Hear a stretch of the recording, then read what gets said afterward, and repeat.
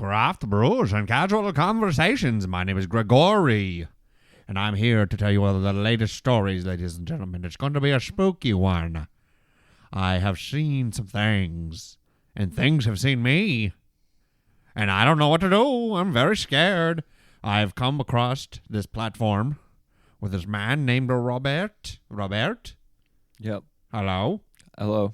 My name is Gregory, and I come with all the gore in the world. Great. And I've chosen you to be the next victim Of the gore. Okay. Gregory's gore. You don't have to do the eyes. I can do whatever Gregory. I want because I'm Gregory. You're freaking me out. The Gorious. The glorious Gregorius? No, the Gorious. The Gorious. Yes. Okay. I'm going to kill you because it's a strange brew. All right. I'm not murderable, but cue it.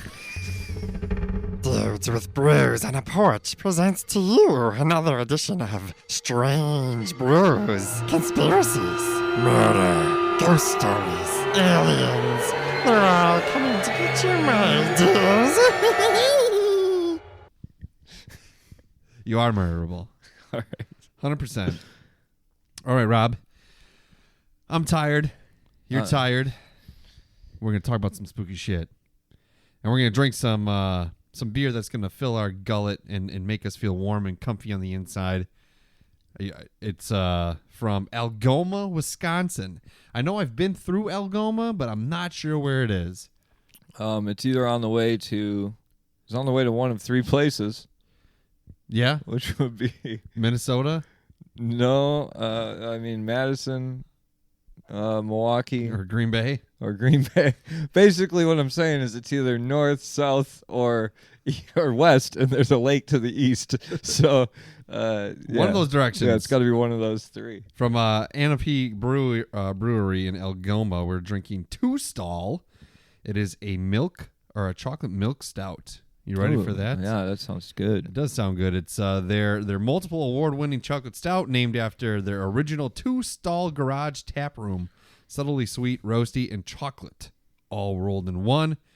5.5 on the ABVs, 18 on the IBUs. Yay. And was smooth. It's good. But is the beer smooth? It should be if it's a chocolate milk stout. Describe it a little bit. I mean, it looks a little it's obviously a stout. It's darker. It looks lighter though. Like as far as it doesn't look like motor when you oil. looking at the thinner part of the glass, you get a little shine through. Yeah, it smells like chocolate. I can smell the chocolate when you give it a good. Oh yeah, yep. It smells delicious. I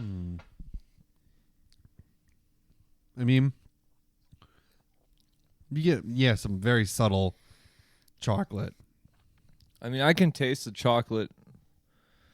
Mm-hmm. I'm not gonna lie though, it's a thin taste Yeah. all around. Even the beer taste is kind of thin. Right. Definitely. You like that terminology? Mm-hmm. Mm-hmm. It's a little thin. A little thin. I don't know. I maybe I need a little more than subtle, you know. So, but a little more on this brewery real quick. They first opened its doors in 1868 in the city of Ahnapee, later named Algoma. Civil War veteran and brewmaster Henry Schmilling transported his barrels of beer by horse, ship, and sleigh until a hops blight and Green Bay competition put the original brewery out of business. In 1886, a new chapter in the brewery's history began in 2013 with a mission to create true-to-style craft brews for a new audience. So they're like... Can I read that? Yeah. That didn't make sense to me. In 1886, they started. In 1868, they opened. In 1886, they went out of business. Oh, okay, and then it reopened in 2013. Yeah. Okay, That's quite the gap. It didn't come through right for some reason, the way I heard it. But I'm also tired, so I'm not saying Not saying you read it wrong. I'm just saying I heard it wrong. Could be so they're really like kind of like the purest of beer people. They're not trying to razzle dazzle you. They're just sticking to the basics. Yeah, chocolate milk stout. That's real basic. You know, it kind of is. A lot of brewers have their version. Yeah. And I would say this is a pretty basic one. I just don't get how you can it's like it was over 100 years ago that their brewery closed. Yeah. Yeah. It's like, well, yeah. You bought the rights to a name, unless you're like something they with got family ties. Have they been making basement brews for the last 120 years? Or they're still getting their hops from by horse. Yeah, I really wanted to say air balloon on there too. By sleigh, by air balloon, by any means necessary. They got it done. Yeah. Maybe if they would have thought of using air balloons, they wouldn't have had to shut their doors. Maybe. Well, yeah, I don't know. We'll find out one day, I guess, huh? Somebody will tell us something. What is it, Ahnapee? Yeah, Ahnapee. Ahnapee, out of Algoma. Algoma. All right. All right, strange brew stuff here. So, what we're talking about today is kind of a weird. I'm not looking forward to it. You're really not, dude. This one got me. This should have like a listener discretion advised. Why? Because we're like the two stories that we're definitely talking about. Are man, they're just two of the darkest like. They're gross. We're gonna open the doors into the other side of humanity, which is like shit that most people consider so despicable, and they don't. It's like you wouldn't even believe it could happen. Yeah. Well, we're gonna talk about a guy named Carl Tanzler, and he was a radiologist back in the day. This is like I don't know. It was he was born in 1877 and died in 1952. So it was during like weird times, and pretty much this guy, he was a radiologist. He was born in Germany, moved to Florida, and like did like radiology stuff, obviously. But eventually he moved. Doesn't surprise me that he got his roots in Florida. He would often, or he claimed that his ancestors often would talk to him at night. They kind of would like haunt his dreams, I guess you could say, or something. And then he was told by his ancestors that the woman of his dreams is someone, essentially a woman with dark hair. Like that's going to be the love of his life. It's somebody with dark hair. And now, so that's kind of what we got going on at first. We're dealing with somebody this guy. told me once that my favorite lunch was going to be a sandwich.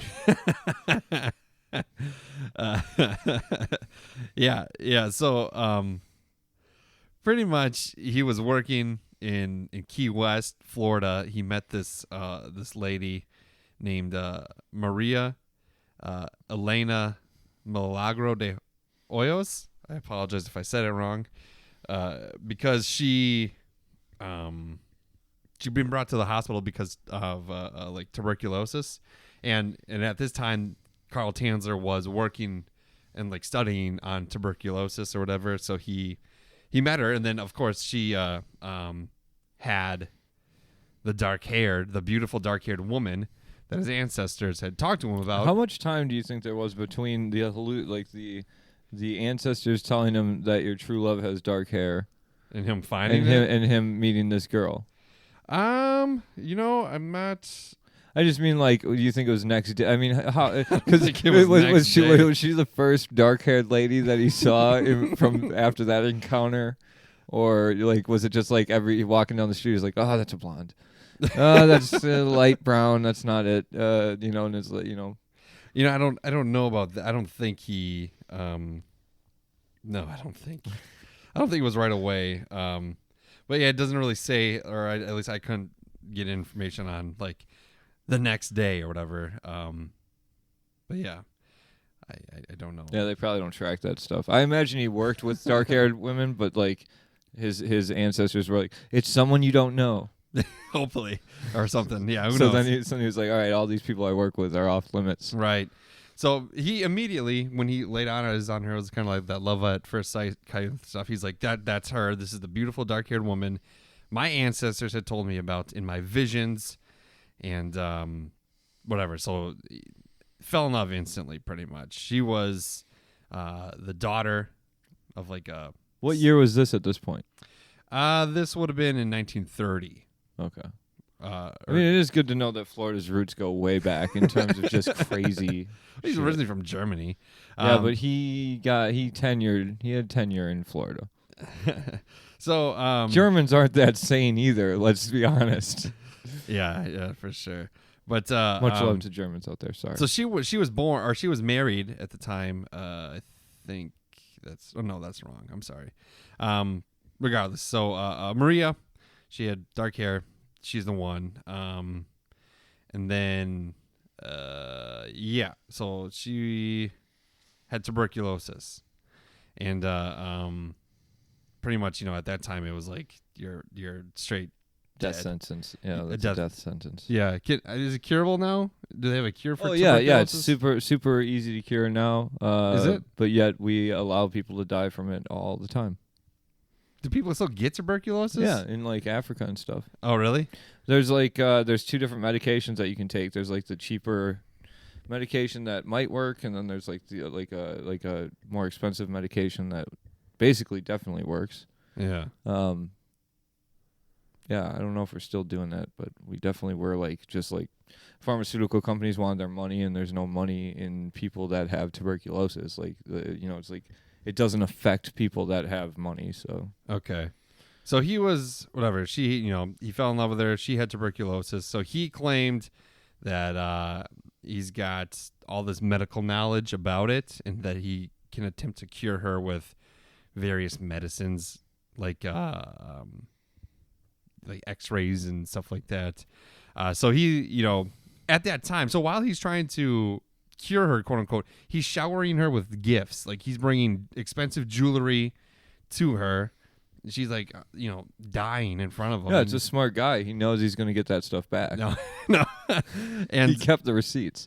so he was. I mean, this guy's twisted. yeah. He brought her gifts, and he confessed his love for her. My ancestor, or my ancestors. I don't know how Germans talk. Oh, my ancestors. Not like that. No. Ha! Young hair. I can't even. My do name it. is Carl Tanzler. Is Carl this- Tanzler. Oh, you're going with a different. You're going, I feel like that's more like Leif Erikson. I don't know. maybe. But yeah, so he brought jewelry, clothing, and then she put him in the friend zone. Said, Carl. I've got a lot going on right now, Carl. I just don't have time Yeah. to So despite what some people could say, showering the gifts, the jewelry and the clothing didn't quite cure the tuberculosis, and unfortunately she was met with her demise. And then to the point, he was obsessed with her to the point that he told her parents, or her mother at least, that, hey, I'm gonna pay for this funeral. And the family's like, yeah, go ahead, pay for the funeral. And then he like commissioned a mausoleum for her in Key West, and then they put her in there, obviously, and then he paid for it all upfront with a concept, or the what's the word, consent of her family, and then whatever, they do the stuff. She obviously died, and then he visits the mausoleum every single day, to which he's saying that her spirit would visit him while he was there. And that's when the, obsession grew more. Is this where she unfriend zoned him? Yeah, I guess.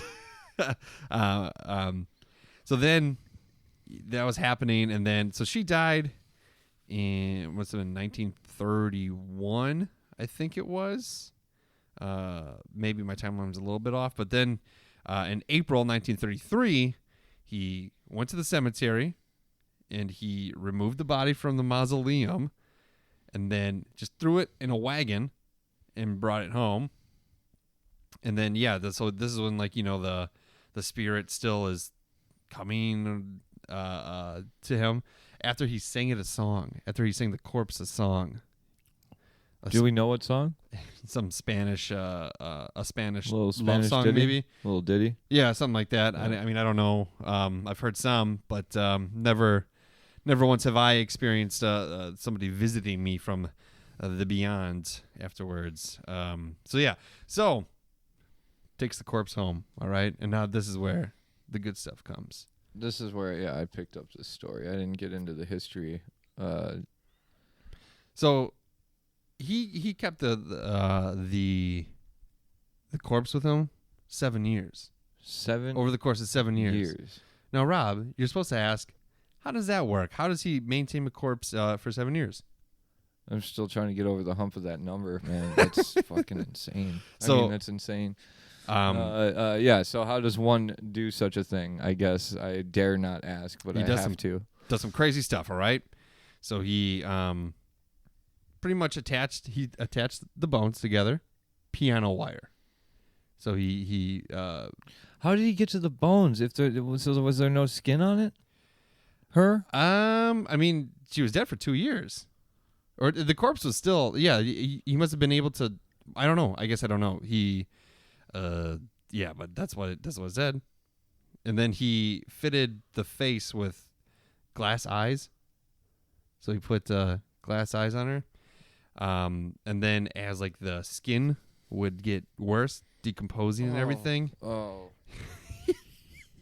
I'm laughing at your reaction, not what happened. But I know. He replaced it with silk cloth that was soaked in wax and plaster of Paris. Do you know what that is? What's plaster of Paris? That's like what you make cast moldings out of. Okay, so he would like to help keep the shape. That's what he did, and he put that in in the body. So the weird thing is too. See, I had read that he actually for at least some period of time stuffed the body with rags. Mm-hmm. Oh yeah, you're right. The silk cloth was for the skin. Yeah. And then you're right. He did put in the abdominal and chest cavity with rags to keep its original form. You don't want that caving in. So a weird thing though, after a weird thing after you say what you just said, but a weird thing is, so after that happened, or after she had passed away, and so Carl visited the family or whatever, her mom gave him some of her hair as like a consolation, kind of, I guess you could say, or a keepsake memento, maybe. Okay, that clears up something that I read, because I did read a little bit on this, but it just like I had a hard time with it. I'm not gonna lie, man. It's rough, gross. But it said something about making a wig out of hair, but then her parents were involved somehow. So he had that, but he fashioned a wig from her hair as it fell out, and from the stuff that he had gotten from the mom. Yeah. It's pretty nasty. Are you gonna throw up? I'm fine. I'm gonna make it. And to help with the smell, just lots of perfume, disinfectants, preserving agents, Old Spice. You're normal. Yeah, that's where Old Spice came from. He's actually he became a multi-millionaire. So he was working with this corpse in his house 7 years. Eventually, he did get caught, but was it even a corpse at that point? I don't. Or was it more plaster of Paris and did you see the picture? Oh no, it's really not bad. You want to see it? No, but I should. It's Yeah, see, that looks more like more like a doll or something, but it definitely looks like a piñata kind of or something. A little bit. People can look at it. Just Google Carl Tanzler and it'll come up. But this dude was so like demented and just out of his mind. So he would have his windows wide open, dancing with the body of this person. Yeah. So, dude, I mean, this guy was a doctor. Yeah. I mean, there's not just crazy people can be very smart. Yeah. They can also and I don't know, man. That's I don't really know like what. we assume that doctors are like these good people, but I like go listen to Dr. Death. Like, Yeah, it's terrible. it's horrible. There's some terrible people that because it's like there was. I mean, there are doctors that will come out like they come out and say like that. There's one step between a serial killer and a surgeon is medical school. Like that's Yeah. really. Yeah. You know, it's like they have the same fascinations as serial killers do. They just Maybe have more. they have emotions? they have maybe some, but I mean, watch any doctor show. I don't talk to my surgeons very like one-on-one, Right. but it's like any TV show will tell you that surgeons especially try and keep emotion like away from it. They have a very dark sense of humor about shit. Yeah, but And it's on TV, so I take it as gospel. yeah. So it's gotta be correct. Got to be true. So then in 1940, again 7 years, the person's sister had heard about it. Had like there's the rumor because obviously he was dancing around in his house, windows wide open with a corpse, and so she just she confronted him, brought the po-pos, and Carl was arrested.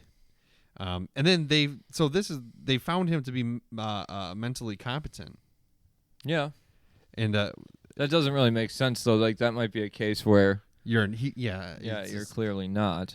You got to be insane at that point. I mean, this is 1940, so things have changed. I think standards are a little Oh, different yeah. these days. But it's crazy that he was considered confident then, considering being gay back then would land you in the nut house. Yeah. You know, like, women having their period would land them in the nut house if they were hysteria. You know, like, oh, we're gonna send you to this place because you're crazy because you got the hysteria, the woman hysteria. Okay. And it's like, but this dude's literally. Yeah. I don't even. Yeah, that's crazy to me. It's a weird story. So he got put up against for trial or whatever for wantonly and maliciously destroying a grave and removing a body without authorization. And then Is that all they got to stick? That's all they got. But charges were dropped. Case was dropped. Why, you ask? Statute of limitations. Yep. Well, he didn't murder, No. so It's not pretty- saying it's right. I'm just saying. The corpse was obviously taken from by authorities, and then it was put up on like public display at a funeral home for Why? for quite some time. For what reason? I really don't know. It wasn't even really a corpse at that point. I mean, That might have been why. It was a skeleton wrapped in plaster of Paris and silk. Yeah, That makes no sense. it's weird though. People were really weird in the 40s, and the body was returned eventually, Key West Cemetery, but now it's in unmarked grave, secret location. So do they think he's gonna come back and do Well, it he's dead again? now? But yeah, maybe probably at the time, maybe. Maybe somebody that reads his article is like, oh, that's a pretty attractive picture. Maybe I'll go and it's like, what do they? He wrote a book afterwards. Tanzler. He moved from where he was in Florida to a different place in Florida. Wrote. Was it about radiology? I don't really know. I haven't read it. He used a what the hell? So separated from his obsession, it says Tanzler used a death mask to create a life-size effigy of the person. So and lived with it until his death at 75. I feel like he could have done that from the beginning. Just make an effigy. Yeah. You know, you don't need to go and get the actual body. What is a death mask? I think it's like a. Is it like a mask? I think it's More or less, yeah. like a bust Yeah, like of her face. It must. have been. of her face. Okay. It's like the mummies have death masks on them, I believe. Yeah. Okay. So yeah, obviously the obsession continued. Obviously, I mean, it's not just gonna change. But yeah, he lived with it, and then he And then he died. Was he buried with the effigy? No. Well, yeah. So he was found when he died, just with the effigy. But according to his obituary, he died on the floor behind one of his organs, like the piano. Okay. I was trying to figure out which one you could hide behind. But yeah, I mean the story. It is a pretty kind of a well-known story. I had never heard that before. It's been, Ripley's, believe it or not, in the Key West has an exhibit about it. People in like a couple bands have wrote about it, I guess. Television, Fringe. You ever watch Fringe? I actually just started Fringe.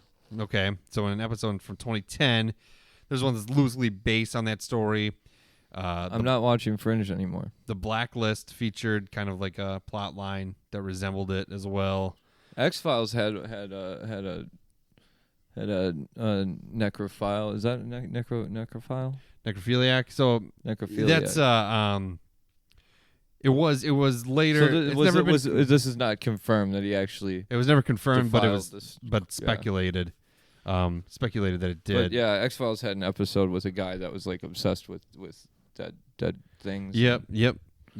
I don't even know. Like they actually kind of didn't. They left it open ended on that, where it's like you don't know if this dude was actually a necrophiliac or if he was just somebody who insane was like attracted to death. Oh sure. See, you've watched a lot more X-Files than I have. Every time I start watching it, I just whatever happens in my life, and then I don't watch it anymore. I started watching season 10 last night. Oh really? And I will say that is the I don't like to speak ill of David Duchovny, but he was looking old. Yeah.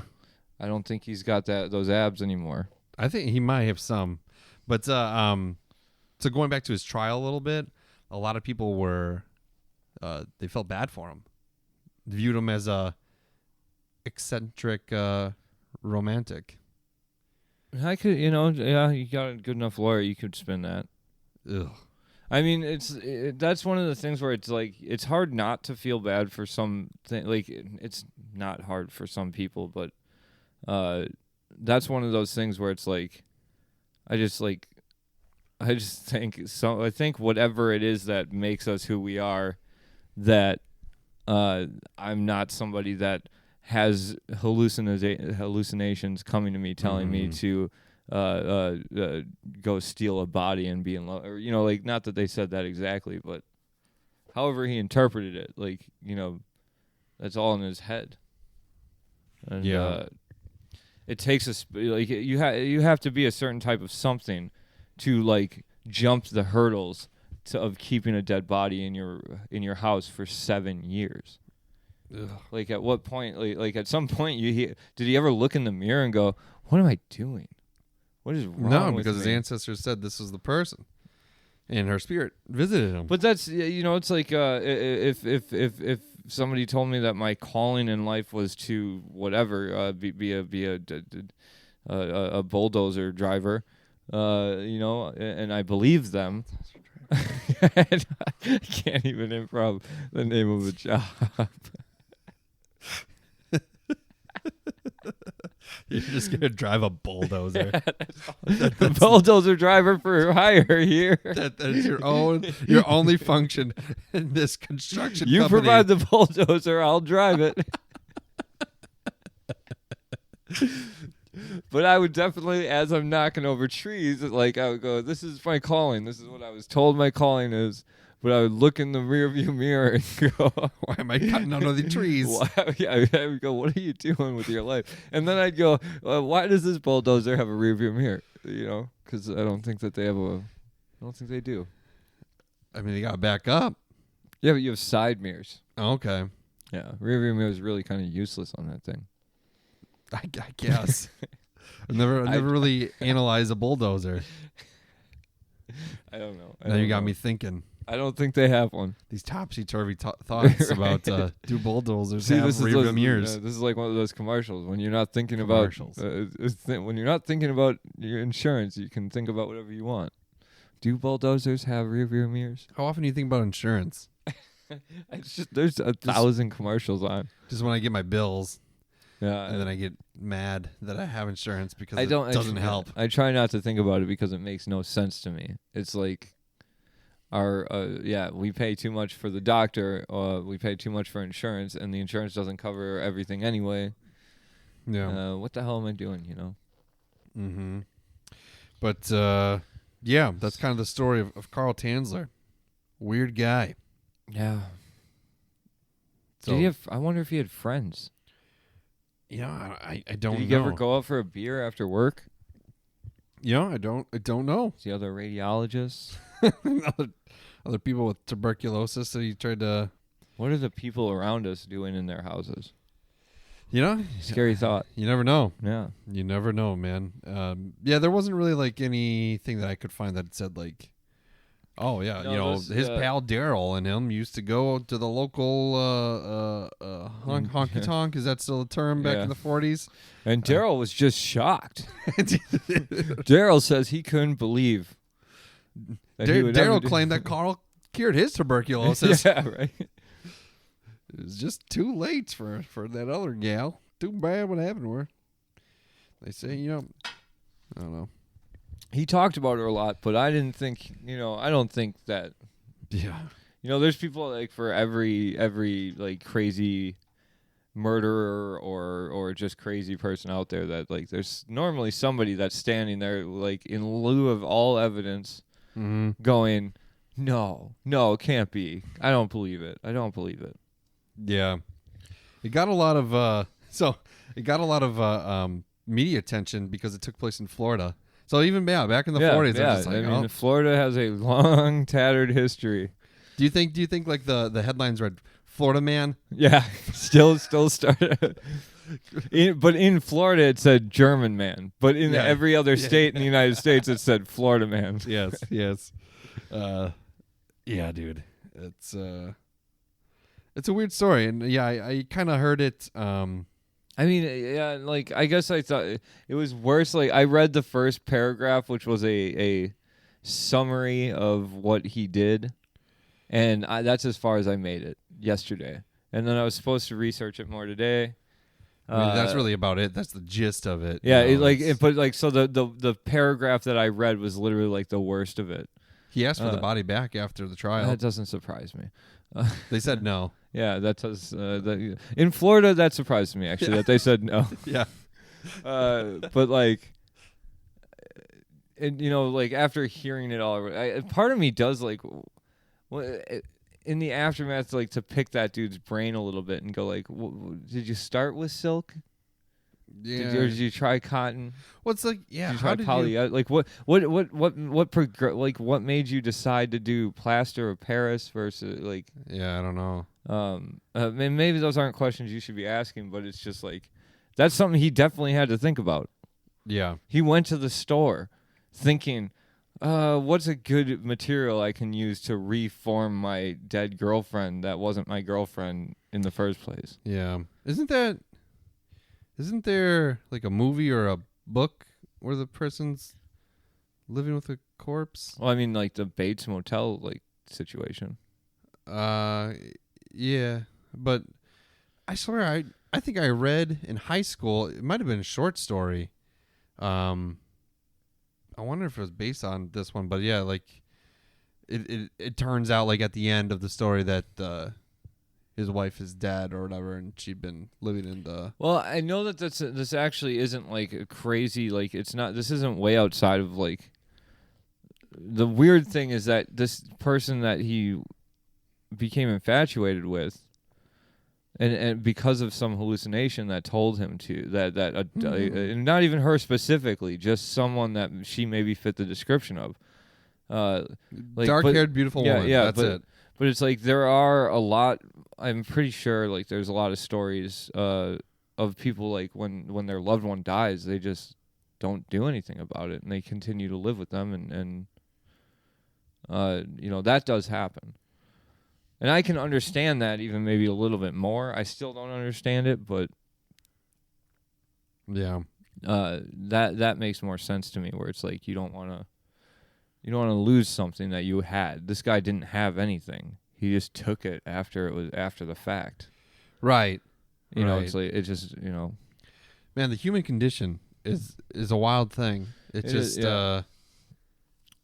it ranges, it's like you can, it's just like that's definitely, I don't even know where you fit on the spectrum. This guy, like, I can't even pick up dog poop with my hands, like with obviously something between the hand and the poop with your hand in a bag. Yeah, without gagging. Yeah. Then you probably, then you're probably good. You're probably not gonna go down this road ever. No. But like there was a dude that like God, what was his name? He like got a head injury, and like it made him into like a pedophile. Really? Yeah, and it was like he was trying like I don't even know if I got the guy's name in the like that the story was about or whatever, but it was like it was just an interesting like thing to like come across and go like like how lucky are we that it's like our brain is wired properly enough. Yeah. It's like it's probably a good thing that you can't pick up dog poop even with a bag around your hand. That's your body telling you something. It's saying that's gross. Don't do that. That'll make you sick or something. Right. But there's people like one wrong hit on the head, or if it's like something gets disconnected or two wires get run into each other in your brain, like the wrong, like you can all of a sudden become a psychopathic fucking murderer. Right. Yeah, it's weird. It's just more interesting that even back then, like the legal system, I mean, statute of limitations. Come on, that's an insane crime that you did. Yeah, and it's like, oh well, he did the crime of grave robbing 7 years ago, so it's dismissed. Well, what about living with a corpse and hiding a corpse? Like desecration of a corpse. Yeah, which he was obviously continuing on the upkeep. Yeah. But you know what? At the same time, shame on the people that displayed the corpse after the fact. Yeah, I don't really get that. What are you doing? Right. That makes no sense. I feel bad for the family. Yeah, right? But, I mean, Wisconsin, I think we've talked about a little bit. We have one of the most famous grave robbers of all time. That's Ed Gein. Yeah. And he did kill one person eventually. But I don't really know if there were specific people that he robbed their graves or if it was just sporadic, but he fabricated like furniture and ashtrays and lampshades, bowls, lampshades out of them, and then I think he wore a couple of their faces and stuff. Yeah, I feel like he did. Because that spawned like Leatherface and Buffalo Bill. Is that Buffalo Bill? Or was he a real guy? I don't know. From Silence of the Lambs? Yeah. He was just a crazy guy that kept people in wells. Oh. What did he? Oh, I guess he wore their skin, huh? I thought he did. Yeah. That makes sense. I thought that there was something in Silence of the Lambs that came from Gein. Yeah. That'd be loosely based on him, but obviously Leatherface too. Loosely based. I believed. So I saw the first the remake of Texas Chainsaw Massacre, and I think I was in 5th grade. I saw it in theaters. All right. Yeah. So. And then in the beginning of that one, it says like these are based on like true stories or whatever. And I legit thought Leatherface was a real dude because at the end it shows like, the found footage or whatever, and then they're going in the basement, and that's where Leatherface pops out. It's all in black and white, and then like was it actual found footage? You see it? No, it was fake. I didn't know. I've never seen a Texas Chainsaw Massacre movie in my life. But yeah, it was fake. And then because Leatherface isn't real. And then it said like, he's still on the loose, never been found. And that's the thing, that based on a true story. Yeah. That like you could put that in front of anything. It doesn't have to be based on it. It could be the most like loosely based on a true story. Like, but I was so scared because I was like, Texas really isn't that far away from Wisconsin. If he's on the run, he could have made it. He could be right under my bed right now. I was legitimately like, afterwards, I was just thinking about it, and like the people I was with, they're like, "Oh, did you like it?" I'm like, "Yeah, it was a good movie." Did you see it out at the Fondy Cineplex or whatever? Like the out, mall? Yeah, like Yeah. oh, you saw it at the mall. At the mall But- one. Okay, because I can't remember what movie it was, but I went and saw a scary movie, and I used to go see movies by myself a lot because I was a loser, and that's just I had no friends. But I liked the movies, so I went to the movies. And when you would come out of that back door, I remember seeing a really late movie, and I was like, there were like maybe like 4 or 5 people in the theater. Sure. And I went out the door on the far side of the theater. Sure. They went out the front door. When you go out that side door, it's just fields. Yeah. And it's like midnight, and I was scared, dude. I was straight up scared. I was scared too, man. Like I really, I got picked up, and I'm just thinking, the whole time I'm just thinking, man, he could really be in Wisconsin. Like that footage is The like timeline works out. that he's had 40 years to make it up. Like what, 5 states? I mean, And he's probably still wearing that mask. I just have to find some really big, creepy guy. That's Leatherface. There he is. I used to make the logic, like I'd like make these logical leaps for movies, like I try to do that too. Like Halloween. It's not Halloween. Mike Myers isn't going to get me because it's not Halloween. Like it's not Friday the 13th. It might. Those are things that maybe had nothing to do with the plot of the movie at all. But it was enough for me to be able to go to sleep. Right. Like I tried to tell myself, I was like, well, there's probably a good chance that he's dead. Yeah. Because if he was, I'm like, even if he was like 30, 40 years ago, 70, I can escape that. And that's just proof that maybe I shouldn't have been watching that movie. probably not. Yeah. And then, I don't think I've really ever seen it since. Yeah. I think I have it. I didn't ever watch the Texas Chainsaw Massacres. I think I watched Puppet Master way too early. I never watched that. And that made It's me pretty messed not. up. In my child brain, yeah, it was pretty bad. Mm-hmm. Eventually, I went back and rewatched it, and it's not as bad as you would think. Yeah. But the idea of a little puppet with a drill on its head drilling into your skull while you're sleeping is, Sure. But Chucky did it to me too. Anything with You did it with your little brother too. yeah, Lennon. yeah, he didn't. He was terrified. Yeah. He used to shit with the door open. Yeah, I wasn't that bad. I had a Best Buddy doll. A good guy doll. It wasn't a good guy doll. It's called a Best Buddy, but it was Okay. very similar. Sure. It actually it saved me a concussion or a head wound once. It did. I swear to God. What? Yeah, I fell off the top bunk when I was like 4 or something like that. I was still a little kid, and I hit the ground pretty hard. Mike was there. He'll attest to this. But the body of the Best Buddy doll is very soft, and that's what I landed with my head on. He was there for me. You are my best bud. Yeah, he was my best buddy, dude. He got me. He had me. He had my back. He's in a landfill now. I don't know where he is. Took a turn for the worse. Yeah, something happened. There was a falling out. You protected me, now I would throw you away. Oh, well, that's funny. Yeah. But I mean, that was really the one that really like creeped me out for a while, and then it's moved on with my life. Yeah, eventually you do. The one that I thought was a cruel movie to make was the Nightmare on Elm Street. That's the one that kept my mom. That was her kind of scarring movie. Well, But I think she was probably a teenager by that time. when I was a kid and I watched and I started, I don't think I ever finished any of those movies. I got all of them. I don't want to watch them Why not? personally. I just Johnny Depp's acting debut, is in the first one. yeah. He's the guy who gets sucked into the bed. I don't remember that. I remember like I don't think that I understood that the plot line was that this guy attacks you in your dreams, and I'm glad that I didn't understand that, because one of my things was I don't live on Elm Street.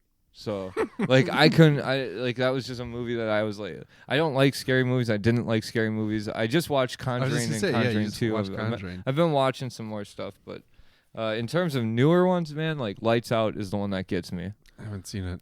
That movie, and my mom likes scary movies, and I watch scary movies with her. Should watch Hush.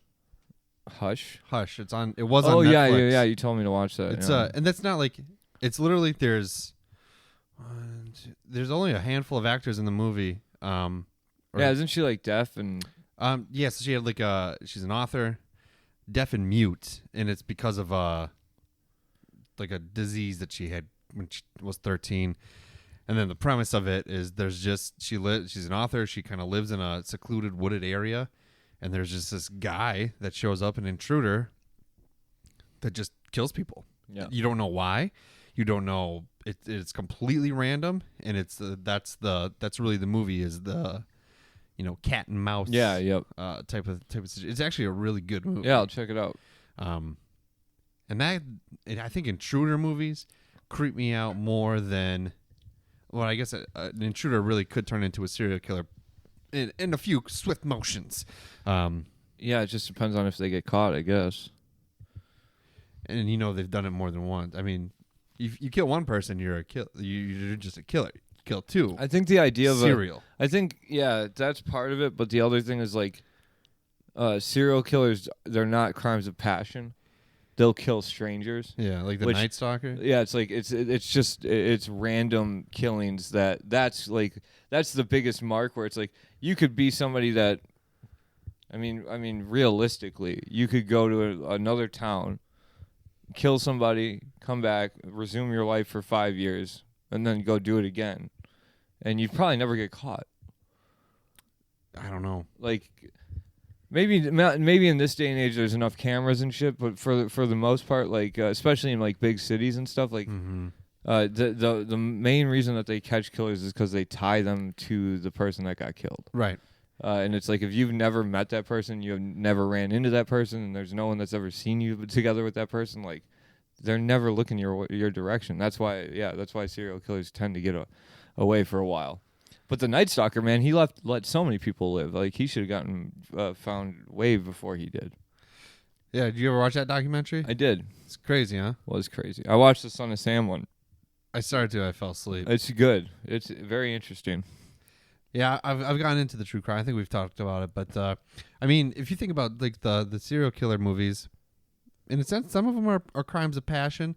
Freddy Krueger, I think, is more or less he's there to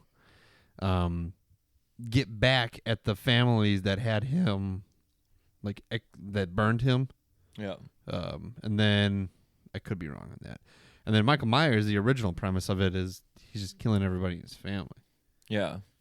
See, and that's you don't find that out in the first one. As a kid, though, like you don't remember the plot lines of movies right, like that. Scare you're sitting in a room scared, like with the shit scared out of you, and like the plot goes so far over your head because you just don't want the guy in the fucking mask to come back on the screen, and you hope he's not behind you in real life. Like the plot of those movies is lost on me completely.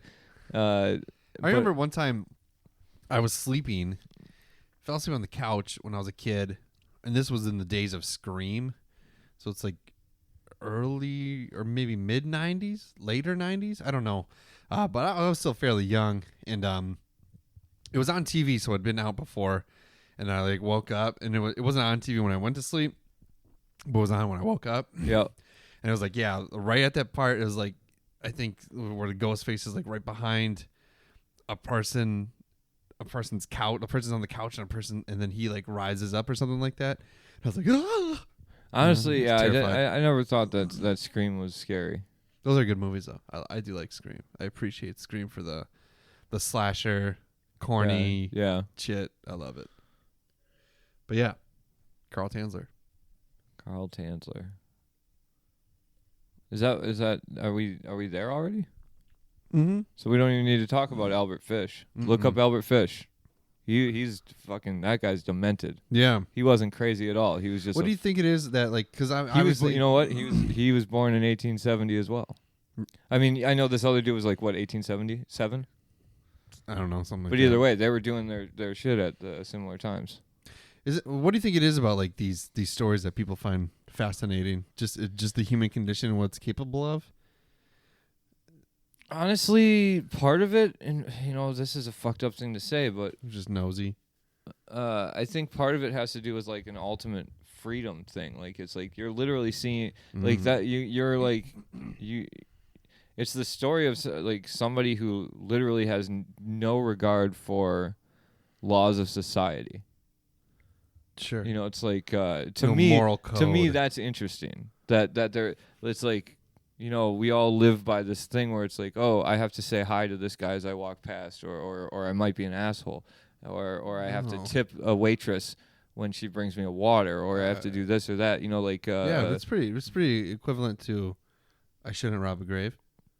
Well, I'm saying like I know what you're saying. I'm saying that I feel like part of the focus of on true crime that people find so like there's something that subconsciously it connects with, and to me it's kind of like it's the same thing with Jesse James and you know like the gangs of the Old West or mobsters. Mm-hmm. It's like these are people that made their own rules and decided I don't give a fuck about what you think I should be. It's freedom, you know. It's like. Or they're mentally disturbed and need some Yeah, help. in terms of Carl Tanzler, he definitely had some. He could have used some help. But that's over the line to the point where it's like that much freedom is gross. Right. And I wanted to look away. Okay. Personally, I was not thrilled about this story. I was not thrilled about doing this. I had just heard about it, and I told my So I mom. Googled it I and- told my mom about. I was like, "This, I gotta look up this guy," and she's like, "Why are you doing that one?" I was like, "Drew. This is a name Drew threw out for a strange brew. We needed to do a strange brew, and this is what we're doing, I guess." But yeah, that's. And she's like, "I don't think you should give any. I don't think anybody should be talking about that guy." a lot And of people I was, have. and I was like. I don't think that guy wanted any attention in the first place. He's not like Charles Manson or Right. or But a lot of people, I mean, other yeah. podcasts Oh have yeah, talked definitely. have talked about it. So more popular podcasts than this one, unfortunately. But they didn't have our sweet takes on the Best Buddy doll saving Rob's life. You didn't get that story on it. And you didn't get the zings. Yeah. So You didn't get to hear what scary movies scared us as children. you know, it's a bummer for like some of the, like sometimes I don't tag breweries just because in the event that they actually listen to the episode, and then they're just like I almost just lost that one. they're just like I don't really want to be associated with this episode. Can we pick the topic next time? Yeah, right. So sorry, Ahnapee Brewery, 2-stall chocolate milk stout.